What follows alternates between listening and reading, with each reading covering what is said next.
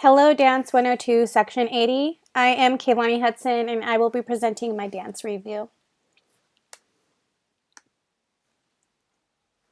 So, the name of the performance I attended was the Mudwater Project, and it took place in the early evening of March 4th, 2017, in San Francisco, California.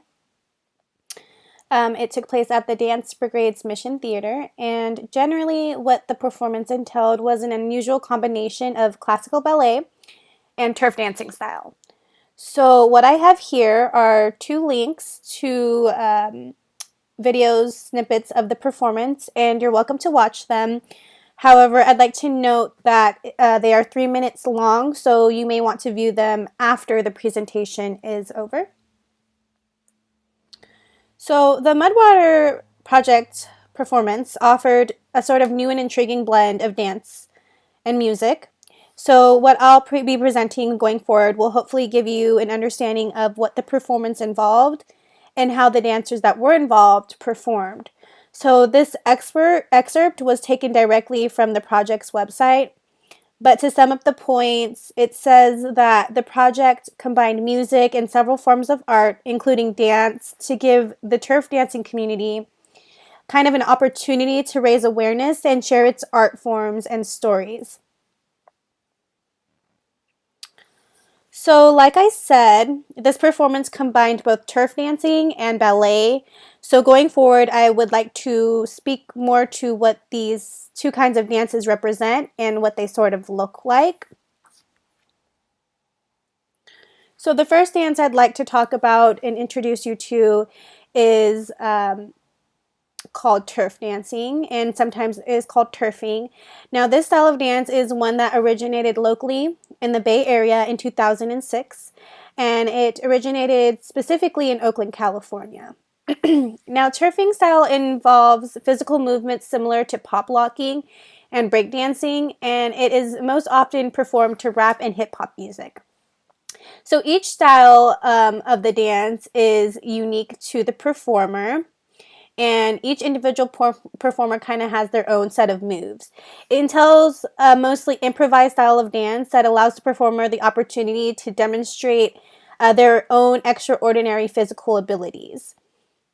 Many Bay Area youth use turfing to express their belongingness to their community and their neighborhood. They use it to express the social struggles of their communities and the social injustices that are often a reality for such underprivileged communities.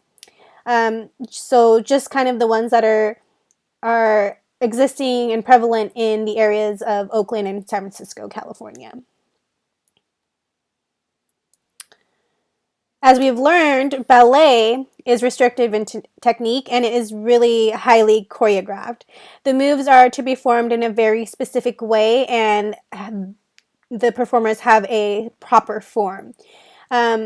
Ballet is representational of both elegance and proper discipline. However, like turf dancing, ballet performers and performances often tell a story.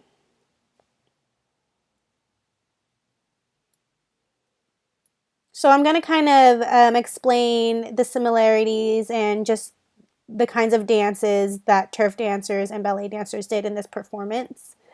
There was often two or more dancers, and each dancer kind of performed together, and if they did dance in solo, they did so in a way that reflected their own dance style. So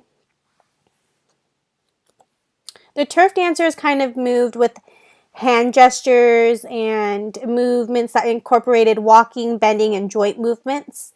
And they kind of did it all together all at once. And they sort of moved individually across the stage at some point, but they also moved together. And when they did, it was very interconnected and interactive. Ballet dancers, on the other hand, were very graceful, and they kind of leaped and spinned across the stage. They all performed sort of the same moves and did not really interact with each other. They were kind of individualistic, in the way that they danced across the stage, and when they did dance with others, they kind of complemented each other, but still kind of doing the same sort of moves. So generally, the performance was great. The performers both turf dancing and ballet performers dance to rap music with both upbeat and mellow tempos, but they also dance to jazz and blues music. And keeping it relevant to the local area, they dance to many songs by hip hop artists who are from the San Francisco Bay Area. And this kind of music was kind of called hyphy music.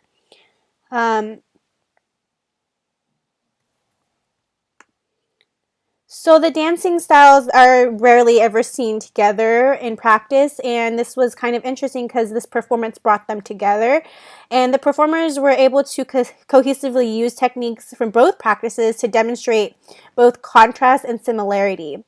They also used digital media and proper stage lighting to really convey their message. And they just really they really merged the dance styles into something that was both uncommon and contradictory, but it was still functional and very attractive.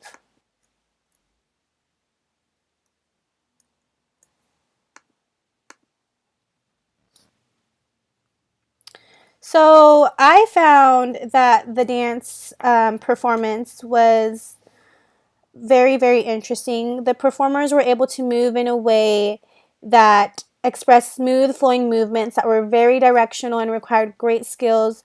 Their styles were combined in a way that really highlighted their similarities and their differences, and they really were merged into a cohesive style. And it just really gave way for observing, interpreting, and comparing the two dance styles. And like I said, it was really abstract and unusual, but it was really effective, and I really enjoyed it. And here is another expert pulled from the website. And what I would like to point out was that the performance aimed at being a representation of the Black Lives Matter movement. And the stories that were told through the dance and set design aimed at telling stories that related to the current issues of the Black Lives Matter movement. So just to conclude, I want to mention that I really personally think the performers were able to gracefully perform a strong message promoting social justice, especially for Black Americans in today's society. So if you'd like, go ahead and go back to those links in the beginning of the presentation, and I hope you enjoyed my presentation. Thank you.